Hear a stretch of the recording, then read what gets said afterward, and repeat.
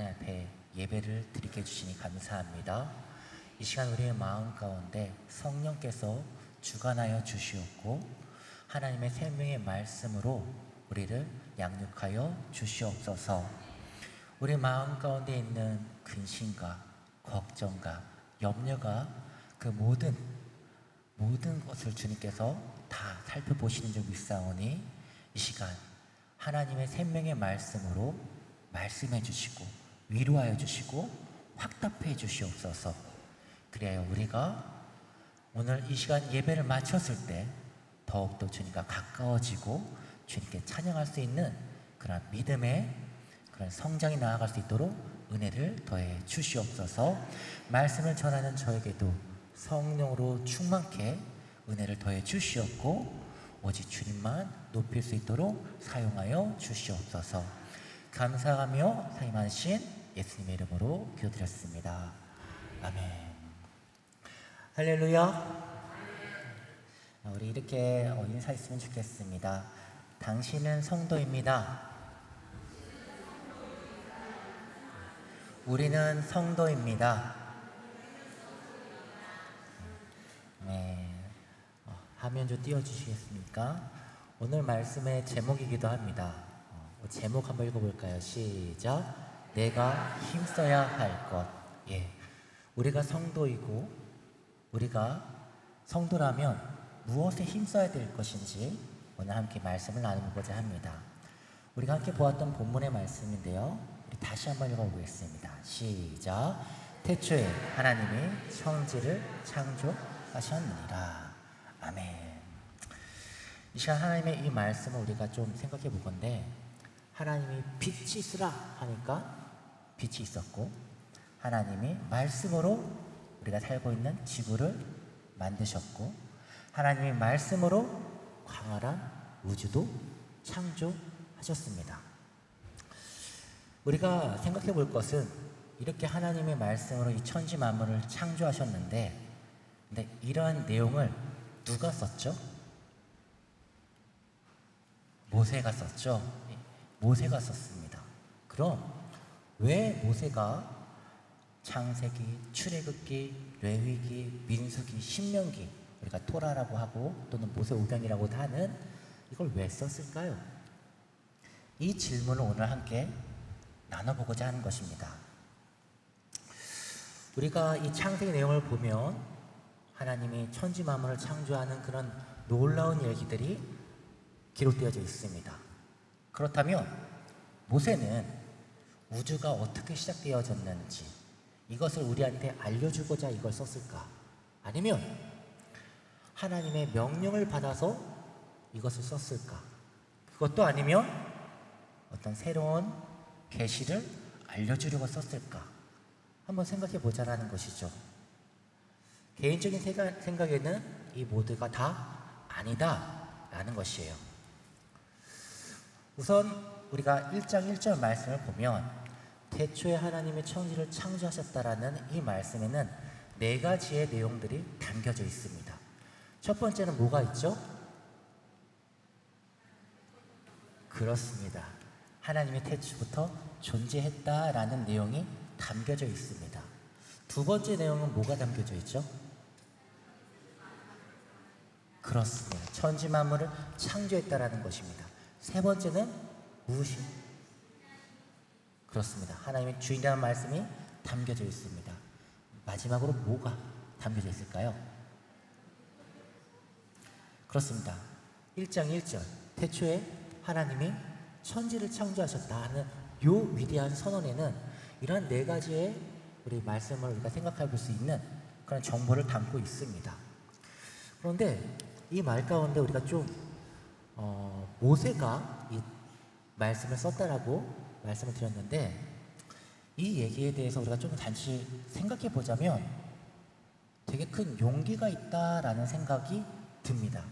왜냐하면요, 첫 번째, 하나님의 태초 전부터 존재했다라고 하는 그 말은 고대 근동에 있었던, 그러니까 모세가 살고 있었던 시대에서는 저런 생각을 갖고 있지 않았었어요. 바벨론 신이든 이집트 신이든 그들은 이미 어둠 가운데에서부터 태어났어요. 다시 말해서 뭔가부터 시작되어져 있는 그 순간이 존재했다라는 것이죠. 하지만 하나님은 그 이전부터, 이미 그 이전부터, 어떤 시작점부터가 아니라 그 이전부터, 영원 전부터 존재하셨다라는 것입니다. 놀라운 것이죠. 다르다라는 거예요. 이게 왜 놀랍냐면, 생각해 보세요. 여러 무리들이 있어요. 여러 그룹들이 있고, 그 그룹 안에는 서로 우리가 흔히 말하는 상식이라고 하는 얘기들이 우리가 아름아름 지켜나가고 있다라는 것이죠. 그런데 모두가 이것은 그릇이야, 이것은 컵이야, 이 그릇은 구슬만 담을 수가 있어, 이 컵은 네모난 상자만 담을 수 있어, 이렇게 그들 안에서는 그게 상식이고 그것이 법입니다. 그런데 어느 한 사람이 아니야, 그거는 아니야, 이거는 다른 것도 담을 수 있어, 이거는 새로운 것도 할 수 있어 라고 말하게 되어졌을 때 그거는 상당한 용기가 필요하다라는 것이죠. 이런 부분들을 우리가 좀 한번 생각해 볼 필요가 있는데, 그 외에도 두 번째, 하나님의 천지를 창조하셨다라는 말씀과, 그리고 또 계속 PPT 부탁드리겠습니다. 창조하셨다는 그 말씀과 하나님이 주인이다, 또 하나님의 의도를 갖고 계신다라는 저 모든 말씀들의 내용들은 그 당시 고대 근동의 사상과 정면으로 맞지 않은 내용들을 갖고 있다라는 것이죠. 그렇기 때문에 되게 뭐라 그럴까, 지금 성경에서 말하고 있는 그 하나님의 모습과 이집트의 애굽에서 보여줬던 그들의 신의 모습과는 다르고, 또 고대 근방의 다른 나라들의 신의 모습과도 다르다라는 것입니다. 간략하게 소개해드리자면, 하나님이 천지 만물을 창조했다라고 하잖아요. 무엇으로 창조하셨죠?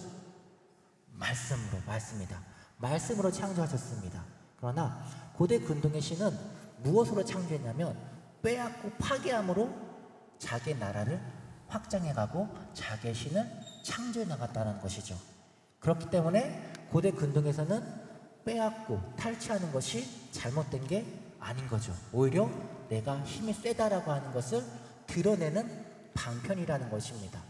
또한 하나님께서는 주인이시다. 왜? 천지 만물을 창조하셨으니까. 또한 고대 근동의 상식 가운데서는 만든 사람이 주인입니다. 그러니까 이 모든 것의 주인은 하나님이시다라는 것을 우리가 다시 한 번 더 고백할 수가 있다라는 것이죠. 그럼 이러한 내용들을 모세가 이스라엘 백성들에게 알려주고자 썼을까요? 저는 그렇게 생각하지 않습니다. 왜 그러냐면 우리가 간단하게 얘기를 하자면 아담과 하와의 이야기, 또는 에녹에 대한 이야기, 또 야살의 책이라고 하는 수많은 그 위경들이 있습니다. 그러니까 성경에 다른 많은 이제 에피소드를 담아놓은 성경 말고도 다른 책들이 있다라는 것이죠. 물론 이거는 BC 560년 이후에 쓰여진 책입니다. 다시 말하자면 모세보다 한참 후에 쓰여졌던 책들이라는 것이죠.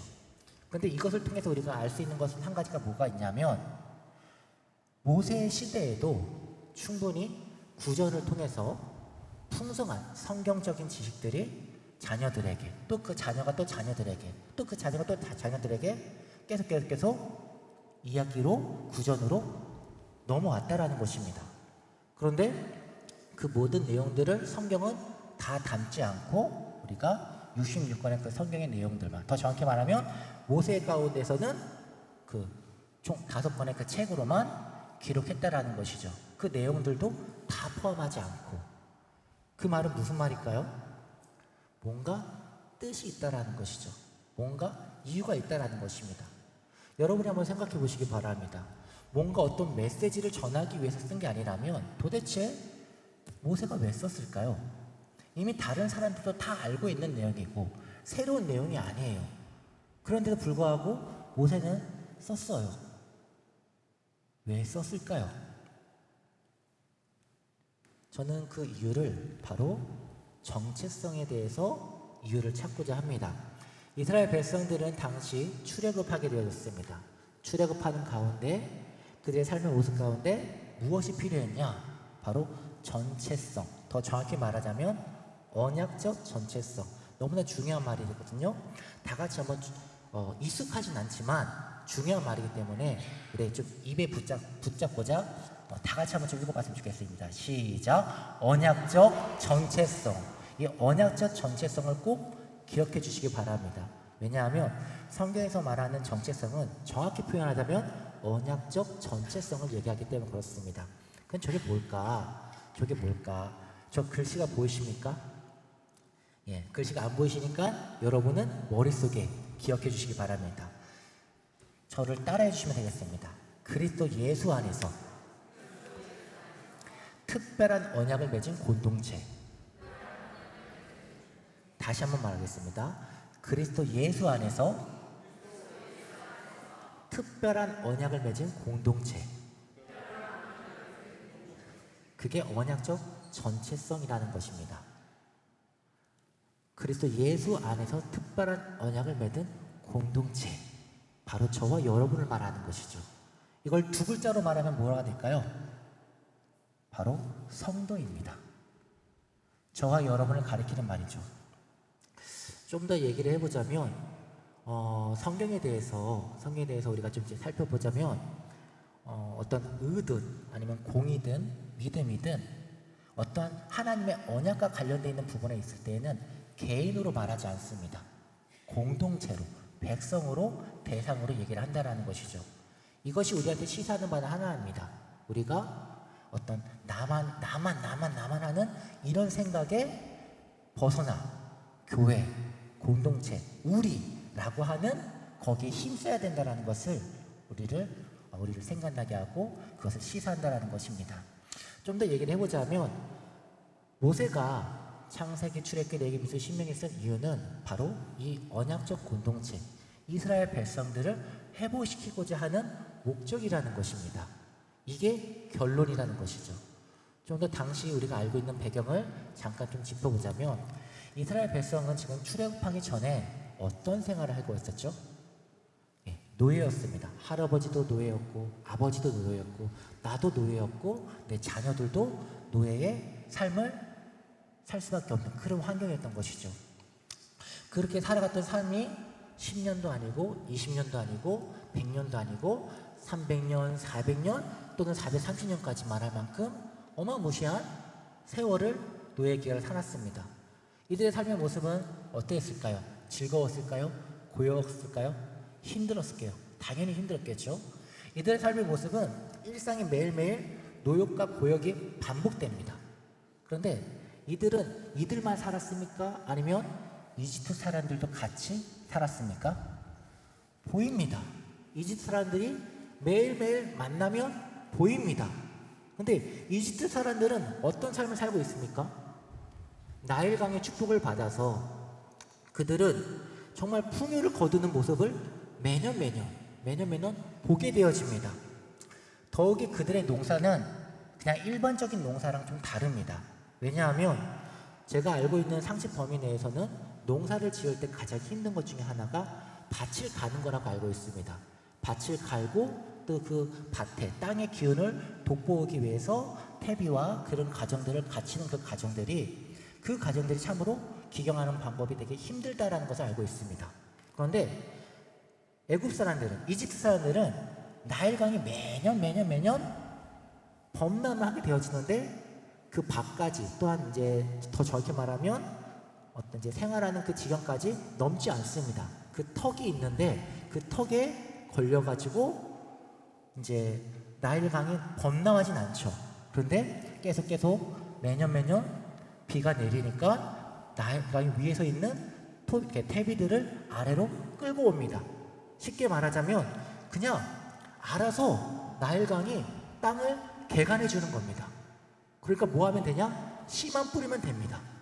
씨만 딱 뿌리게 되면은 알아서 이게 풍성한 곡식이 되어지는 것입니다. 너무 편하게 농사를 하는 거죠.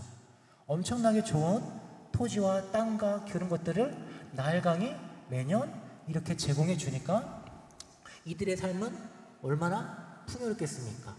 그러니까 어떻게 합니까? 이들이 나일강을 더욱더 신성시하고 이들이 우상을 숭배하는 모습들이 실제로 그렇게 계속 반복된다는 것이죠. 그럼 질문이 뭐냐면, 이스라엘 사람들은 이 모습들을 보고 무엇을 생각하고 무엇을 느꼈을까요? 여러분 삶 가운데 한번 적용해 보시기 바랍니다. 여러분이 신앙생활을 하죠. 열심히 새벽 예배, 열심히 신앙생활, 또한 성가대, 봉사, 전도, 많은 활동을 교회에서 섬기고 활동을 합니다. 한편 내 친구라고 하는 사람은 교회 생활을 안 하는데 남편 잘 만나고, 그래서 그냥 매년 해외여행 왔다 갔다 하면서 즐길 거 즐기면서, 또 걔네들의 자녀들은 또 정말로 하는 것마다 다 잘 되고 부끄러움 없는, 어디 내놔도 정말 땅땅거릴 수 있을 만한 그런 인생이 펴있는 모습들을 보게 된다라고 생각해 보십시오. 여러분이 이렇게 동창회 나가서 그런 모습들을 봤을 때 여러분의 삶의 모습은, 여러분이 느껴지는 그 다른 사람의 모습과 어떤 마음이 들겠습니까? 지금 물론 여러분이 좀 어느 정도 좀 윤택한 삶을 살고 있다라고 한다라면 크게 좀 도전되진 않을 겁니다.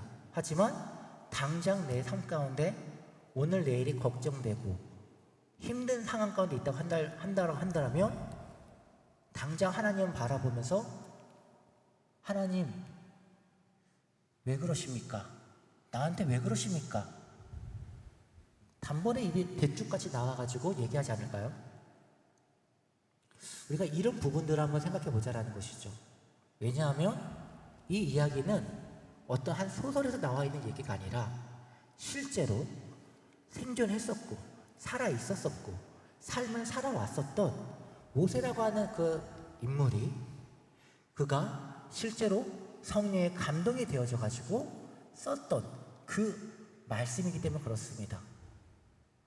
그 말은 살아있는 말이고 우리랑 똑같은 사람의, 똑같은 성정의 그런 삶을 살았던 우리가 얼마든지 공감하고 생각할 수 있는 존재라는 것이죠. 그렇다면 우리 역시도 그 사람의 입장에서, 그 사람의 생각에서, 그 사람의 품을 수 있는 그런 부분들을 우리가 한번 좀 생각해 보자라고 한다면, 오늘 이 얘기가 과연 어떻게 끝날 것인지 한번 좀 같이 고민해 보면 어떨까 생각되어집니다. 잠깐 제 얘기를 해보자면 1990년대 한 중반 때였습니다. 제가 중학생 때로 기억되는데요. 그때 힙합 문화가 많이 있었습니다. 그때 어떤 얘기까지 했었냐면, 그 힙합 바지 입고 다니는, 그때는 통이 탕 컸던 바지였는데, 너는 동네에 있는 모든 먼지는 네가 다 쓸고 다니겠구나 하면서, 그런 이제 힙합 바지를 항상 다 그렇게 아시잖아요. 어떤 모습인지 뉴스까지 나올 만큼. 그때 힙합 문화가 들어오면서 그 문화를 되게 많이 좋아하고 열광하고 그랬던 부분이죠. 근데 저 힙합 바지의 그 문화의 그 기원을 보면은 어떤 부분이냐면, 가장 유력한 설이 바로 감옥에 가는 그 죄수들이 입고 있는 그 옷에서부터 기원됩니다. 죄수들은 그 허리띠로 자살을 할 수가 있는 위험이 있기 때문에 죄수들에게는 허리띠가 없는 옷을 지급해야 됐었고, 그렇다 보니까는 많은 사람들이 이제 입을 수 있는 통 큰 옷으로 제공됐다라는 것입니다. 그러다 보니까는 당연히 이제 바지가 좀 크니까 골반에 걸쳐 있게 되는 그런 이제 자연스러운 모습이 나왔던 거고, 이게 이제 출소하게 되어지면서 자연스럽게 하나의 문화로서 흘러왔던 것이죠. 근데 이게 우리나라로 힙합이라고 하는 그 음악과 함께 넘어오게 되면서, 미국 하니까 선진국이고, 미국 하니까 좋은 것이고, 미국 하니까는 다 좋은 것이다라고 해서 그냥 무분별하게 받아들이면서 환호를 했다는 것입니다. 그 근원이 무엇인지도 모르고. 찢어진 청바지도 똑같습니다. 이 찢어진 청바지도 그 근원을 보면 원래 좀 이렇게 가난한 사람을 대표하는 그런 어떤 이제 배경이 있는데, 우리가 멋이다 하면서 그걸 받아들였다라는 것이죠. 이 말씀을 하고자 하는 이유는 무엇이냐면요, 미국이라고 하는 그거 자체만으로도 그냥 환상으로 좋아 보이니까 다 모든 것을 수용했다라고 하는 제 과거의 모습을 반추해 보건대 이스라엘 백성들 역시도 그들의 삶의 모습 가운데 지금 애굽이 너무나도 멋져 보이는 거예요. 거대한 피라미드, 거대한 신상, 거대한 땅, 제국들, 또는 풍년과 많은 풍성한 먹거리, 또는 화려한 문화, 이런 것들이 매일 보고 매일 보니까 어떻게 되겠습니까? 그들의 마음 가운데 바라는 게 생긴다는 것이죠. 여러분도 아시잖아요.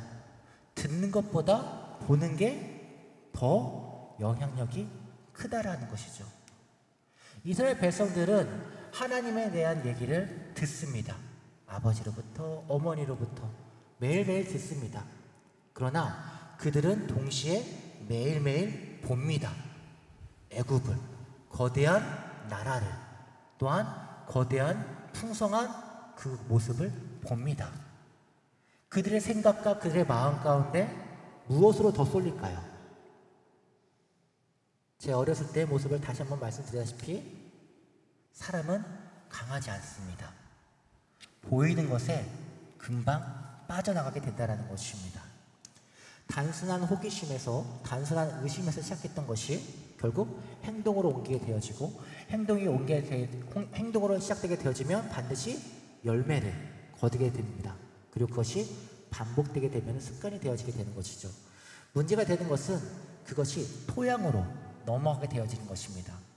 단순한 생각의 그릇에서 내 토양이 되는 거기까지 딱 심게 되어지는 그 순간, 그때부터는 그 사람의 세계관이 바뀌게 되어버리는 것입니다.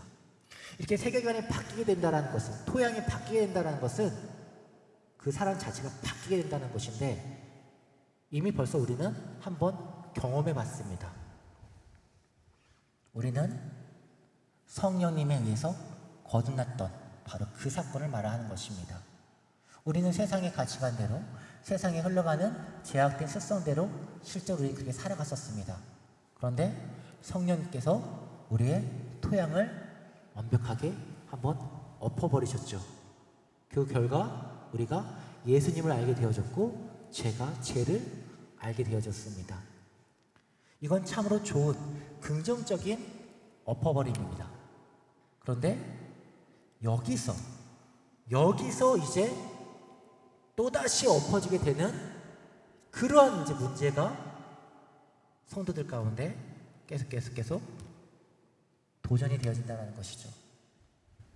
오늘 하루를 살아가는 가운데 여러분 마음 가운데 하나님 말씀을 심으셨습니까? 아니면 세상에 무언가 좋아 보이는 것을 심으셨습니까? 여러분의 마음 가운데 기본 토양은 성령이 계시고 하나님의 말씀이 계십니다. 그렇기 때문에 여러분의 말씀을 더 집중하시고 그 말씀을 더욱더 붙잡으셔야 되는 것이 우리 성도로서의 마땅한 책임과 의무일 것인데, 삶일 것인데, 여러분의 삶의 모습은 오늘 어떠하셨습니까? 혹시 이스라엘 백성들처럼 그들의 모습, 세상 가운데 있는 모습을 더 많이 품고 오늘 하루를 살아가시지 않았습니까? 이 천지 만물을 창조하시고 말씀으로 이 모든 것을 창조하신 하나님이 우리의 아버지이심을 우리는 분명히 고백합니다. 그러나 우리의 삶의 모습 가운데 돈 또는 명예 또는 다른 성공 또는 가족 또한 건강, 혹시 우리의 주인을 그것으로 바꾸고 있지 않는지 한번 돌이켜볼 필요가 있습니다. 우리의 생각 가운데 보는 것의 영향을 우리가 받는다면 그렇다면 우리 이것을 긍정적으로 활용할 수도 있을 것입니다. 바로 오늘 저와 여러분이 힘써야 할 부분을 바로 이렇게 한번 좀 생각해 봤으면 좋겠습니다. 말씀, 처음에 먼저 말씀에 대해서 호기심을 가져보시기 바랍니다. 오늘 하루 가운데 하나님은 내 삶 가운데 어떻게 행하셨을까? 나는 하나님이 오늘 내 삶 가운데 어떻게 역사하는지 잘 모르겠는데, 그럼 한번 좀 생각해 보는 것입니다. 예수님이 오늘 나한테 무슨 말씀을 하셨을까? 생각해 보는 것입니다. 분명 예수님께서 또한 성령님께서 오늘 저한테 분명 말씀하셨을 것인데 내가 그걸 못 들었지 않았을까? 그렇다면 무슨 말씀하셨을까? 호기심을 갖고 관심을 갖고 생각해 보는 것입니다. 또한 하나님의 말씀, 생명의 말씀 자체를 시도해 보는 것입니다. 그리고 감사일기, 영성일기, 기도일기를 쓰면서 체크를 해보는 것입니다. 내가 언제 했었던 그것이 실제로 이루어졌는지 체크해 보는 것입니다. 이런 것들이 반복되는 것이 바로 경건의 훈련, 거룩한 훈련입니다. 내가 이런 경건의 훈련의 습관화가 될 때만큼 계속 노력하는 것입니다. 이렇게 나아갈 때 우리의 성경적인 세계관은 점점 확장해 갈 수가 있을 것입니다. 더더 믿음이 장성한 자의 분량까지 자라날 수 있게 될 것입니다. 이 그림을, 이 사진을 주목해 주시기 바랍니다. 오늘 말씀의 결론이기도 한데요. 2025년도 시작한 지 벌써 절반이 넘어갔습니다. 7월 달도 이제 거의 마지막 주를 달려가고 있는 상황입니다. 혹시 저 황금빛 가운데를 달려가고 계신 분이 있다라고 한다면 끝까지 달려가시기 바랍니다. 하나님께서 저 끝에 분명한 면류관을 예배해 두고 계신 줄 믿습니다. 아멘. 그러나 어떤 분들은 저기 푸른 풀밭이 좀 좋은 것 같은데 라고 해서 옆길로 가셨을 분도 없지 않아 있을 것 같습니다. 그렇다면 돌아오십시오. 거기는 라인이 아닙니다. 거기는 목적지가 아닙니다. 표대를 향해서 우리는 달려가야 됩니다. 다시 경기 안으로 들어와서 경건의 믿음의 싸움을 쌓아가시기 바랍니다. 또는 아직도 제자리에 그대로 계신 분이 있다고 한다면 그렇다면 용기를 내십시오. 한 발을 걸어보십시오. 5초의 법칙이라는 말이 있습니다. 할까 말까 두려워하는 그 부분 가운데 이거를 하면은 두려워지는 그런 환상과 그런 생각들이 마구마구 밀려올 때 그냥 해보라는 것입니다. 한번 질러보고 5초 동안 숨 쉬는 것에 집중을 하는 것입니다. 들였다 마셨다 들였다 마셨다 5초 동안 집중하고 나면 한 가지를 깨닫게 됩니다. 아무렇지도 않네. 별거 없네. 믿음의 발걸음 용기가 필요합니다. 근데 한 걸음 떼는 그 순간 5년 후 10년 후는 하늘과 땅처럼 달라져 있을 것입니다. 믿음의 발걸음을 성도가 떼는 그 순간 하나님께서 역사해 주십니다. 우리는 하나님이 천지 만물을 창조하시고 모든 것들을 주관하시는 주님이심을 믿습니다. 그리고 그 주님이 우리의 삶도 주관하여 주신 줄 믿습니다. 그러니 두려워 말고 하나님을 믿는 그 담대함으로 한 걸음을 걸어가시기 바랍니다. 지금 이 시간, 이 순간 분명 여러분의 10년 가운데 성령님께서 말씀하여 주시고 있음을 믿습니다. 각자의 환경과 상황 가운데 여러분에게 주신 미션이 있으시고 사명이 있으시고 하나님의 나라가 있는 줄 믿습니다. 그러니 그 말씀 가운데 붙잡고 믿음으로 순종해 보시기 바랍니다. 하나님이 반드시 도와주실 것입니다. 오늘 말씀의 결론입니다. 우리 함께 크게 한번 좀 함께 제목만 한번 따라하겠습니다. 시작. 언약적 전체성을 회복하라. 또다시 한번 보겠습니다. 언약적 전체성을 강화하라. 우리 마지막입니다. 언약적 전체성을 확성하라. 아멘. 아멘. 세상 것으로 강화하고 세상 것으로 확산시키지 마십시오. 여러분 가운데 있어야 될 것은 말씀입니다. 여러분 가운데 채워야 될 것은 성령의 충만함입니다. 언약적 전체성, 하나님의 특별한 그리스도 안에서 특별한 약속을 하는 존재가 바로 저와 여러분입니다.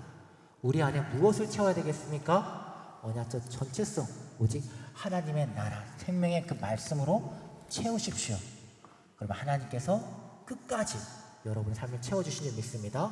그러니 하나님 말씀으로 회복하고 강화하며 확산해서 사명을 감당할 수 있기를 소망합니다. 이 시간 우리 다 함께 이렇게 찬양하면서 이 시간 함께 기도하며 우리가 삶 가운데 우리 사명을 회복할 수 있게 해달라고 이렇게 기도하겠습니다. 우리 삶 가운데 주님 함께 하심을 믿습니다. 끝까지 우리가